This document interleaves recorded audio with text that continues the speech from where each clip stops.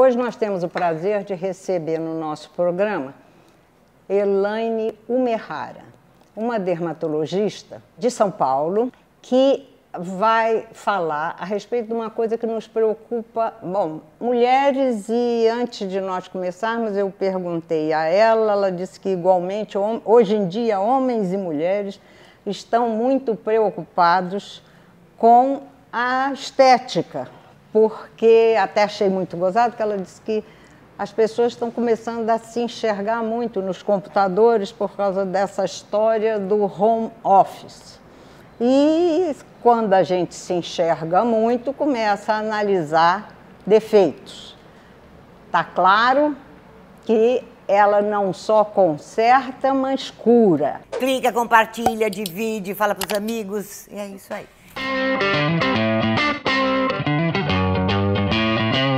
Seja muito bem-vinda ao Amantes da Vida, doutora Elaine. Muito obrigada pelo convite. Elaine, como é que... Eu posso te chamar de Elaine, claro. Tirar o doutora fora? Lógico, fica à vontade. Desculpe o desrespeito. Qual foi tua análise, assim, diante da pandemia, a procura ou o afastamento dos pacientes? Como todo serviço de saúde, a gente teve uma redução mesmo de volume de pacientes, né? Logo que foi decretada a pandemia, que pediram para a gente ficar em casa, né? A gente teve uma redução bem grande. As clínicas, de um modo geral, ficaram fechadas aí 2, 3 semanas, até para a gente conseguir se reorganizar, né? A gente não tinha material suficiente para manter aberto. Mas depois que a gente já voltou com todos os protocolos de segurança. Era difícil conseguir comprar máscara, comprar luva. Agora já está mais normalizado, é verdade, né? É verdade. A gente não conseguia comprar, pelo preço que fosse, não tinha disponível no mercado. Então, agora a gente consegue. O que a gente fez também? A gente pegou e colocou a agenda mais espaçada, para evitar o fluxo de pacientes. De gente na sala de espera, isso. Então, tudo isso fez com que as pessoas se sentissem mais seguras para poder voltar a frequentar as clínicas, né? E os procedimentos, como é que... Bom, porque há casos que a pessoa não pode esperar. Sim, tem alguns casos que não tem como mesmo. A gente agenda de forma a deixar bem espaçado, para não deixar essa coisa da circulação, né? Uhum. A gente sabe que, seguindo os protocolos de segurança, a gente consegue manter o serviço funcionando. E tem uma coisa que deve beneficiar, porque muitos procedimentos... A pessoa fica durante dias e dias deformada, inchada, manchada. Se você estivesse trabalhando normalmente num escritório, você teria até que tirar férias para poder fazer, ter esse ponto positivo. Agora, na pandemia, não. Você está trabalhando em casa, você pode... Fugir de uma live. Isso. Só não precisa ligar a câmera. Eu estou com problema na câmera, acabou. Houve maior incidência disso? Vários pacientes aproveitaram o momento para fazer esse tipo de tratamento. Peelings mais agressivos, lasers mais agressivos. Porque... Né, que incha, descama. Aproveitaram, sim. Preenchimentos que você fica... É verdade, que sempre dá durante 3, 4 dias dá uma deformidade no visual, né? Dá uma inchada. Não é? Que ótimo, me lembrar fica disso. Roxo e tal. Então, meninas, aproveitem, quem tiver que fazer alguma coisa, nós ainda estamos nessa fase, é agora. Ainda é agora. Então, depois você vai para o escritório, vai trabalhar, não vai dar mais tempo. E aí... Vai ter que tirar férias. Não, e vamos dizer que você está com um ar mais descansado. Né? E procedimento mesmo hospitalar? Tem alguns locais que fazem. Hoje em dia eu já não trabalho mais em hospital, né? Mas eles mantêm, dependendo da fase que está, que o governo determina, né? Quando a gente estava naquela fase roxa, aí tudo foi suspenso. Inclusive os casos perigosos de câncer, uma coisa assim. Inclusive algumas cirurgias mais importantes foram. E aí depois, quando voltou essa coisa da fase vermelha, que foi abrindo, né, o comércio, tudo, esses procedimentos voltaram. Porque tem uns também que esperar... No caso de um melanoma não dá para esperar. Não dá para esperar, né? Exatamente, é um risco de vida, né? Sim. E aí a coisa... Tem que ser resolvida, não tem jeito. O que aumentou mais nesse período? Queda de cabelo. Jura? Não me diga, porque eu acho que queda de cabelo tem muito a ver com o estresse, não tem? Tem a ver com o Elaine? estresse, sim. O estresse pode ser um desencadeador, né? Eu vou contar uma coisa pra você, contar pra vocês. Tá vendo meu cabelo branquíssimo? Eu comecei a perder, meu cabelo, eu fiquei viúva. Quando eu fiquei viúva, nunca mais nasceu cabelo preto pra mim, preto não, castanho. Quer dizer, mexeu lá dentro, Maria Eugênia, no bulbo capilar. Nunca mais nasceu um cabelinho preto meu. Então o estresse é um fator determinante, né, para a coloração de cabelo. E também muitas pessoas que tiveram Covid, mesmo quadros mais leves, depois evoluem com queda de cabelo, que pode ser bem importante. Jura? Alguns casos são bem importantes. Qual será a importantes. relação? Mas é estresse também? Tem a ver com estresse e tem a ver com a inflamação que o Covid faz. Assim como depois de um processo cirúrgico ou de alguma doença mais importante, uma pneumonia, alguma coisa mais relevante, isso gera um estresse no organismo e inflamação. E isso altera o ciclo capilar. Então justifica curiosa, por né? isso. Mas a notícia boa é que a tendência é voltar o cabelo. Demora um pouquinho, mas tem que volta. fazer os tratamentos, mas como não é uma inflamação importante que chega a matar a raiz do fio, ele volta. O problema é que o fio volta pequenininho, depois ele vai crescendo, até voltar o volume que tinha antes, vai ter. Mas é gozado, é porque a cor não volta nunca mais. Depende do caso, pode. Ah, mas pode aí voltar? Será que eu tenho chance não, aí? agora já tem bastante tempo, né? Eu queria escolher um vermelhinho assim. Mas não volta mais, é gozado, né? Eu acho que não é inflamação, eu tenho é que estresse. abater algum ex-marido, porque só se ficar viúva, porque divorciada não acontece essas coisas. Não. Pelo contrário, você vira urso. Mas é incrível, né? Mas não afeta, então, o DNA do cabelo. A raiz, né, que é o bulbo capilar, ele não chega a ser... Ele não é destruído. Só existe uma alteração de ciclo. Entendeu? Então, o cabelo volta. Que interessante, não? E em caso de doenças mais graves, essa turma que faz quimioterapia para o cabelo também volta? Tem a... Aí depende da quimioterapia. Ah, sim? Tem vários tipos. Mas normalmente as pessoas voltam, né? Volta, e às vezes o cabelo pode voltar até com uma textura Mas por diferente. que acontece isso? Me explica. É porque assim, a terapia para o câncer, ele pega células que têm um alto teor de replicação, que elas se dividem muito rápido, que é isso que acontece no câncer. Só que isso também acontece na raiz do cabelo.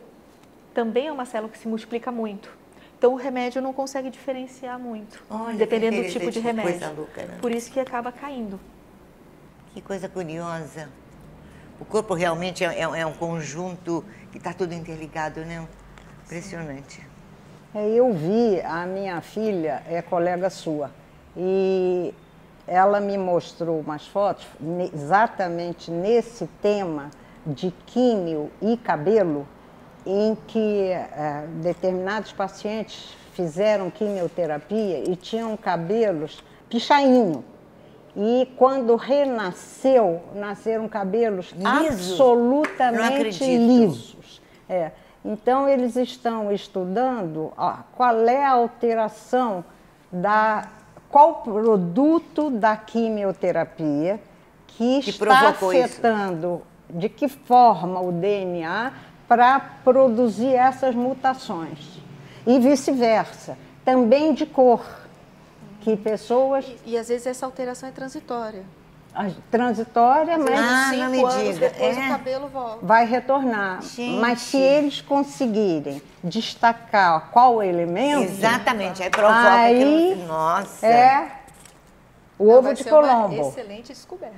Lógico, né? O ovo de Colombo. Ovo de Colombo. Né? Você vai conseguir manipular aquilo. Porque que acontece, eles já sabem, já constataram isso cabalmente. Agora, como manipular? Qual é o elemento e como manipulá-lo? O cara quer descobrir isso. Mas tá feito, olha, tá um monte de gente pesquisando, né? de médicos em cima disso. Porque...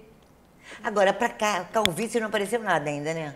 Depende do tipo de calvície, mas existem vários tratamentos. Mas e depende do grau, né? Se já tiver com aquela coisa da careca faz muito tempo, realmente a gente não tem como estimular.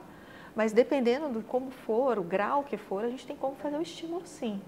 A gente consegue através de medicamentos, a gente consegue através de Aplicações de medicamentos no couro cabeludo, a gente consegue melhorar. Talvez não voltar à mesma quantidade de cabelo que tinha aos 18 anos, né? Mas a gente consegue melhorar sim. Mas não é muito genético? Tem a parte genética, mas o que acontece? A gente fazendo esse estímulo é como se a gente segurasse a genética. Tanto que quando para o tratamento, volta a cair. E não tem nenhuma interferência com outra parte do corpo, não? Porque eu tenho um neto, meu neto é um boneco, tem 22 anos. O pai é careca. E ele também já perdeu todo o cabelo, quer dizer, ele resolveu dar uma raspada, então ele ficou muito interessante, mas ele ficava mais interessante com um cabelão, né? Então dá para interferir nessa genética, assim? Dá pra gente dar uma segurada, assim. Mesmo quando já tenha caído?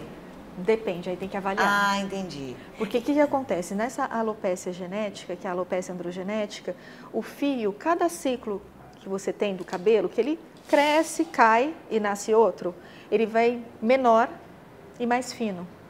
E cada vez ele vai ficando menorzinho. E chega um ponto que ele atrofia e não consegue mais estimular. Se tiver nessa fase, que já teve essa atrofia, não tem mais o que fazer. Mas se tiver numa fase intermediária, às vezes a gente consegue engrossar um pouquinho esse fio. Interessante, né? Que máximo, né? Então, Mas hoje em dia, essa área de cabelo é uma área que tem crescido fantástica, muito. né? É inacreditável, né? Porque tem muita influência de tudo, né? Porque algum tempo atrás existia só até esses implantes, né?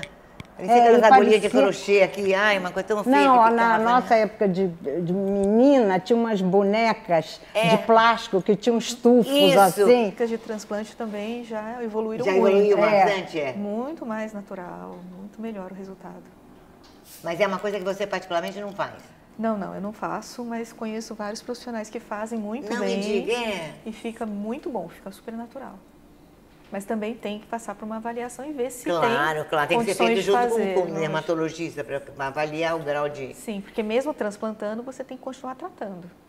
Né? Senão você perde os outros fios e o resultado não fica tão bom no final. Olha, mas eu sei porque que a doutora Elaine escolheu essa especialidade. Porque olha a pele dela e o cabelo dela também, né? Aí... Eu me cuido, gente. Tem dedicação aqui também. Também, não é? É a própria propaganda ambulante. Da profissão.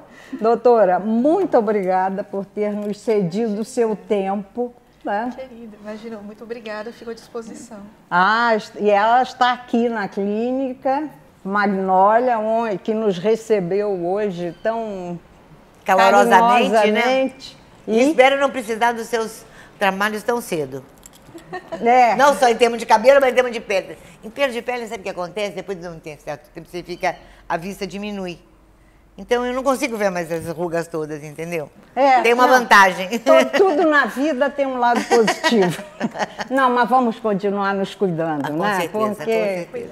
Vamos morrer com vaidade. É verdade. Muito obrigada pela atenção de vocês. Tá? Mandem suas opiniões e se tiverem alguma dúvida, quiserem alguma sugestão, entrem em contato conosco. Nós entramos em contato também com a doutora Elaine.